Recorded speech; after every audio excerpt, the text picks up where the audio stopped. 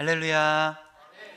오늘도 하나님의 말씀을 붙들고 또 하나님의 말씀을 이루기 위하여 이 자리에 나오신 성도님들에게, 그리고 또 온라인으로 함께 하시는 모든 분들에게 하나님의 사랑과 하나님의 은혜가 충만하시기를 주님의 이름으로 축복합니다. 내일부터 추석 명절 기간입니다. 날씨는 아직 덥더라고요. 그런데 명절은 찾아왔습니다. 옛말에 이런 말이 있습니다. 더도 말고 덜도 말고 늘 한가위 날만 같아라. 이런 말 들어보셨죠?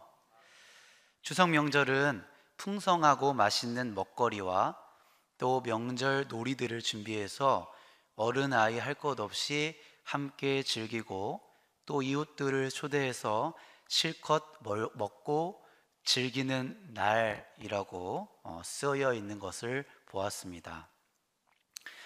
이번 명절이 그러한 명절이 되었으면 좋겠습니다. 부모 세대와 자녀 세대가 함께 어우러져서 즐거운 시간을 보내게 되고, 또 사랑이 필요한 우리 이웃들에게 하나님의 사랑을 나누는 명절이 되기를 소망합니다. 오늘 말씀의 제목은 천국은 마치라는 제목입니다. 예수님께서는 언제나 천국 그리고 하나님의 나라를 전파하셨습니다. 이 땅에 하나님의 나라가 임하게 되기를 기도하셨고, 또 하나님의 나라를 꿈꾸고 이루어 가셨습니다. 그리고 예수님께서는 우리가 그 하나님의 나라를 함께 이루어 가기를 원하셨습니다. 그 나라를 위해서 함께 기도하기를 원하셨고, 그 나라를 위해서 함께 일하기를 원하셨습니다. 하나님의 나라는 밭에 감추인 보화와 같다라는 말씀이 있죠. 그래서 우리가 이 땅에서의 누리고 가지고 있는 그 모든 것을 팔아서라도 바꾸고 싶을 만큼 좋은 것이기 때문입니다. 오늘 말씀을 통하여서 이 땅에 누릴 수 있는 그 모든 것을 합친 것보다 더 그 좋은 것을 되찾고, 또 그 좋은 것을 누리고, 그리고 회복하고, 그 다시 하나님 나라의 소망과 하나님 나라가 주는 기쁨을 누리고 회복하는 이 시간이 되기를 소망합니다. 오늘 말씀은 이렇게 시작하고 있습니다. 20장 1절 우리 함께 읽어보도록 하겠습니다. 천국은 마치 품꾼을 얻어 포도원에 들여보내려고 이른 아침에 나간 집주인과 같으니. 아멘. 마태복음 20장 1절의 말씀 중에 헬라어 원문에는 나와 있으나 한국어 성경에는 감추인 단어가 있다고 합니다. 가르라는 헬라어 단어인데요, 이 가르라는 단어의 뜻은 접속사 그러므로라는 뜻입니다. 그러니까 이 오늘 마태복음 20장 1절의 말씀은, 예수님께서 우리에게 들려주는 이 말씀은 그냥 단독적으로 갑자기 예수님께서 하신 말씀이 아니라 그 전에 어떤 사건과 그 사건으로 인해서 하신 말씀을 다시 한번 설명해 주기 위한 부연 설명으로 비유의 말씀을 하신 것입니다. 예수님께서 오늘 20장에 천국의 비유를 말씀하시기 전에 어떤 사건이 있었을까요? 예수님께 한 청년이 찾아옵니다. 그리고 그 청년이 예수님께 이렇게 질문합니다. 예수님, 저는 율법을 다 잘 지키면서 살아가고 있습니다.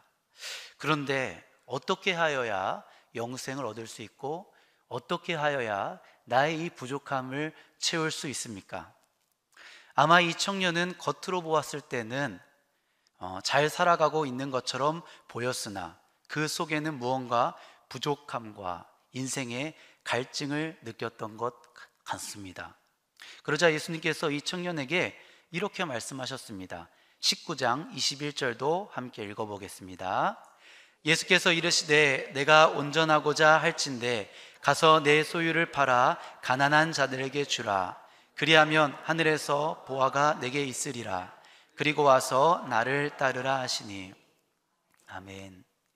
이 청년은 겉으로 보기에는 흠잡을 데 없었습니다. 그리고 아주 신실한 청년이었습니다. 그런데 예수님의 말씀, 너의 소유를 팔아서 가난한 자에게 주라는 말씀을 듣고는 근심하면서 예수님을 떠나갔습니다. 겉으로 보았을 때는 정말 훌륭한 청년이었습니다. 그런데 정작 율법 속에 담긴 하나님의 마음은 없었습니다. 이 청년은 그 마음이 없었기 때문에 오늘 부족한 마음을 가지고 살아가고 있었습니다. 예수님께서는 떠나가는 청년을 보면서 이렇게 말씀하십니다. 부자가 하나님의 나라에 들어가기가 어려우니라. 이런 맥락 속에서 과연 그렇다면 하나님의 나라는 무엇인지, 그럼 도대체 하나님의 나라는 이 부자와 같이 훌륭해 보이는 사람이 들어가지 못한다면 어떤 이가 이 하나님의 나라에 들어갈 자격이 있는지에 대한 설명을 해주고 있습니다. 오늘 이 말씀을 듣고 우리가 하나님의 나라에 들어가고 그 하나님의 나라에서 주시는 기쁨과 소망, 그리고 그 나라를 함께 세워갈 수 있기를 소망합니다. 천국은 포도원 주인과 같다, 이렇게 설명해 주고 있습니다. 포도원 주인은 이 포도원을 관리하고 또 포도원을 운영하고 이 포도를 수확하기 위해서 많은 일꾼이 필요했습니다. 그래서 아침 일찍 오전 6시에 장터로 나가서 일하기 위해서 모여든 사람들을 일꾼으로 뽑고 그들을 포도원에서 일하게 합니다. 그리고 한 데나리온을 주기로 약속합니다. 한 데나리온은 당시에 하루 품삯입니다. 지금으로 따지면 한 10만 원쯤 된다고 그렇게 말씀하시는 걸 본 적이 있습니다. 한 데나리온이라는 액수는 그 당시에 그 사람과 그 가족이 하루를 살아갈 수 있는 그런 품삯이었습니다. 그 당시에는 일거리가 많지 않았기 때문에 일을 구하지 못하는 이들이 더 많았고, 그래서 가난하게 살아가는 이들이 많이 있었습니다. 하루 일한 품삯으로 자신과 그 가족이 먹고 살아야 했기 때문에 그들은 일자리가 절실한 사람들이었습니다. 그들은 포도원 주인을 만나서 포도원에서 품삯을 받고 일할 수 있게 되었습니다. 그들의 마음은 어땠을까요? 한 데나리온을 받을 수 있었기 때문에, 그리고 일할 수 있었기 때문에 기뻤을 것이고, 또 삶에 대한, 오늘에 대한, 내일에 대한 소망을 가지게 되었을 것입니다. 포도원 주인은 여기서 그치지 않고 제3시, 우리의 시간으로 따지면 오전 9시에도 나갔고, 그리고 또 12시에도, 오후 3시에도 똑같이 장터에 나가서 아주 바쁘게 일꾼을 뽑아서 포도원으로 보냅니다. 그리고 그들에게도 약속합니다. 내가 상당하게 주겠다. 여기까지는 듣는 이로 하여금 이해가 되는 내용입니다. 그런데 그 후부터 주인은 이해되지 않는 모습을 우리에게 보여줍니다. 제11시, 그러니까 오후 5시에 장터로 나갑니다. 왜 오후 5시에 장터로 나갔을까요? 예수님의 이야기를 듣는 사람들은 포도원 주인이 오후 5시에 나가는 것을 보고 아마 이렇게 생각했을 것입니다. 주인이 아마 집에 먹을 것이 없어서 저녁거리를 사러 장에 나갔나 보다. 그런데 장은 안 보고 일꾼들이 모여있는 그곳으로 갑니다. 그리고 그들에게 왜 지금까지 놀고 있냐? 왜 지금까지 일하지 않고 있냐고 묻습니다. 그러니까 일거리를 기다리는 일꾼들이 이렇게 대답합니다. 우리를 품꾼으로 쓰는 이가 없어서 지금 이렇게 가만히 서 있는 것입니다. 그 당시에는 전기도 없었고 전등도 없어서 일은 무조건 어둑해지는 6시에 끝이 납니다. 그런데 지금 오후 5시가 넘었습니다. 그들은 일거리를 구할 가능성이 전혀 남아있지 않는 사람들이었습니다. 그럼에도 불구하고 그들은 집으로 돌아갈 수 없었습니다. 자신만을 기다리는 가족들에게 빈손으로 돌아갈 수가 없었기 때문입니다. 그들 중에는 아침 일찍에 일어나지 못해 기회를 잃은 자들도 있었을 것입니다. 그래서 자신의 불성실함을 자책하는 이들도 있었을 것입니다. 또 배운 기술이 부족하여서 뽑히지 못한 이들도 있었을 것입니다. 또 어떤 이들은 다른 사람들보다 약하기 때문에, 또 몸에 어떤 문제가 있어서 이를 구할 수 없던 사람들도 있었을 것입니다. 그들은 모두 저녁에 집으로 돌아가는 그 길을 마주할 수 없었고 그저 내일을 막막함으로 바라볼 수밖에 없었던 자들이었습니다. 그런데 포도원 주인이 갑자기 놀라운 말을 해줍니다. 이들의 상황은 좋지 않았고 일할 수 있는 능력과 실력도 되지 않았지만 주인은 이들에게 이렇게 말합니다. 너희도 포도원에 들어가라. 너희에게도 상당히 주리라. 그리고 일을 마친 후에 오후 5시에 일한 사람들도 한 데나리온을 받으며 기쁘고 감사한 마음으로 집으로 돌아가는 내용이 오늘 천국의 이야기에 실려 있습니다. 사랑하는 성도님들, 우리가 소망을 노래할 수 있고 또 오늘을 감사할 수 있고 또 내일을 기대할 수 있는 이유가 있다면 무엇일까요? 우리가 부족한 것이 없어서가 아닙니다. 우리는 부족함 투성입니다. 우리가 내일을 맞이할 힘과 내일을 맞이할 실력이 있어서도 아닙니다. 오히려 우리는 오늘과 내일을 힘들어합니다. 우리의 힘과 실력이 부족하기 때문입니다. 우리의 상황이 좋기 때문도 아닙니다. 그럼에도 우리가 소망을 노래할 수 있는 이유가 있습니다. 그것은 슬픔이 변하여 기쁨으로 그리고 눈물이 변하여 웃음으로 바꿔주시는 하나님이 계시기 때문입니다. 하나님이 우리를 부르시기 때문이고 하나님이 우리와 약속하셨기 때문입니다. 하나님께서는 이미 2000년 전에 우리를 구원하시겠다 하신 그 말씀을 이루셨고 또 영원토록 우리의 앞으로도 우리의 일을 이루겠다고 말씀하셨습니다. 우리가 그럼에도 불구하고 소망을 노래할 수 있는 사람들인 이유는 상황이 좋지 않아도 우리의 실력이 부족함에도 우리가 나아갈 수 있는 사람들인 이유는 하나님이 우리와 함께 계시기 때문입니다. 이 이야기를 보면서 오후 5시에 처한 사람이 바로 저와 같다라는 생각을 합니다. 일주일 동안 설교를 준비하지만 어떨 때는 앉아 있어도 한 줄도 나오지 않을 때가 있습니다. 도대체 내 속에 선한 것이 하나도 없습니다. 주님, 정말 앉아 있는데 앉아 있는 게 아닙니다. 제 실력으로 설 수 없습니다. 오후 5시에 서 있는 사람과 같이 시간은 다가오는데 아무것도 할 수 없는 저의 모습을 바라봅니다. 그럼에도 우리가 힘을 낼 수 있는 이유는 하나님이 우리를 불러주셨기 때문입니다. 이처럼 포도원 주인은 끊임없이 일꾼들을 부릅니다. 오전 6시에도 9시에도 12시에도 오후 3시에도 우리를 불러줍니다. 막막하고 답답했던 오후 5시에도 나아가서 그들을 포도원으로 불러주셨습니다. 하나님의 부르심에는 기쁨과 소망이 있습니다. 찬송가 528장에는 예수가 우리를 부르는 소리는 부드러운 사랑의 음성이라고 적혀 있습니다. 2절에는 이렇게 기록되어 있죠. 하나님께서 우리를 부르실 때 내가 지체할 수 있으랴. 하나님께서 우리를 부르시는 그 음성을 들을 때 지체할 수 없는 힘이 우리 안에 샘솟는 그런 경험을 했던 것입니다. 하나님께서 우리를 부르시는 줄 믿습니다. 우리가 이 자리에 있는 이유는 하나님께서 우리를 부르셨기 때문입니다. 하루의 일과를 마치고 퇴근하고 집에 들어가면 저를 부르는 사람이 있습니다.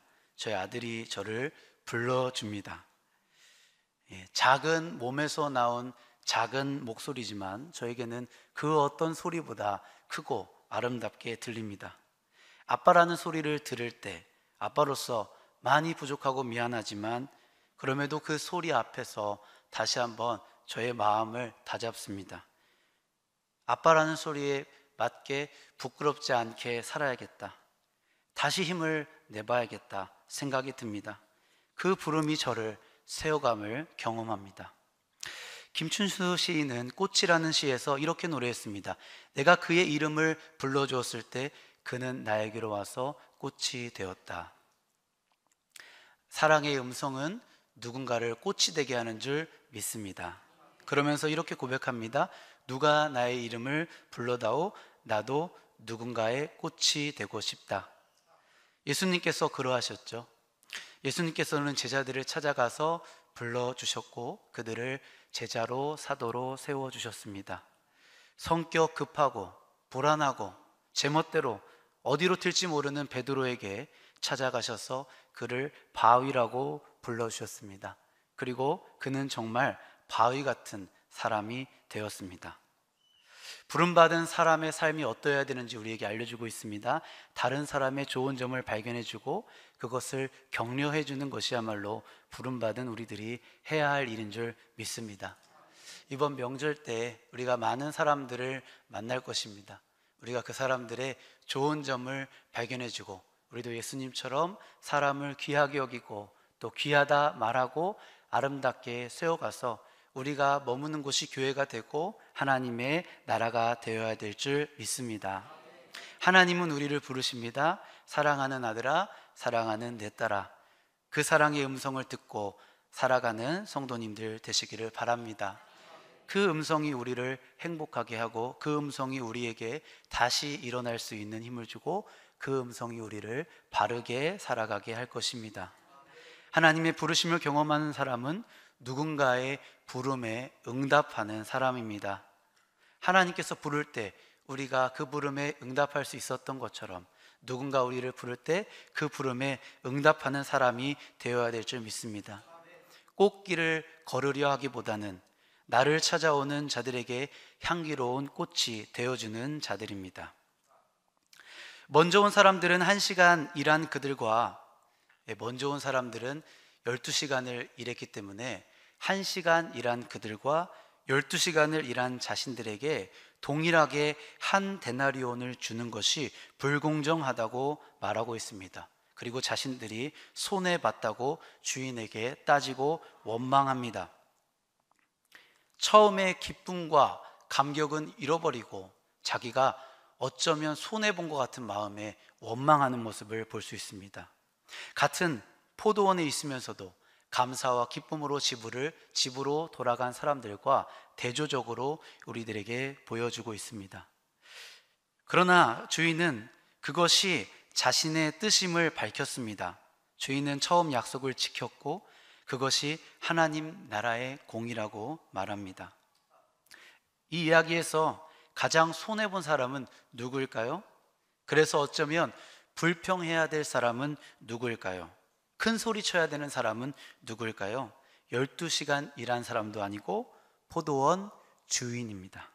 포도원 주인은 자신은 손해봄으로써 누군가에게 기쁨과 또 누군가에게 살아갈 소망을 주었습니다. 사랑하는 성도님들, 예수님께서 십자가에서 죽어주심으로써 우리가 구원을 얻었고 또 우리가 교회라는 선물을 받았고 또 그 큰 사랑을 받았고 또 사랑을 살아갈 소망을 얻었습니다. 우리가 이 처음의 기쁨과 감격을 잊지 않게 되기를 축복합니다. 명절입니다. 우리 한 주간 도움이 필요한 자들의 곁이 되어주고 때로는 손해보더라도 우리가 가진 것을 나누며 하나님 나라를 세워가는 교회 되기를 소망합니다. 기도하겠습니다.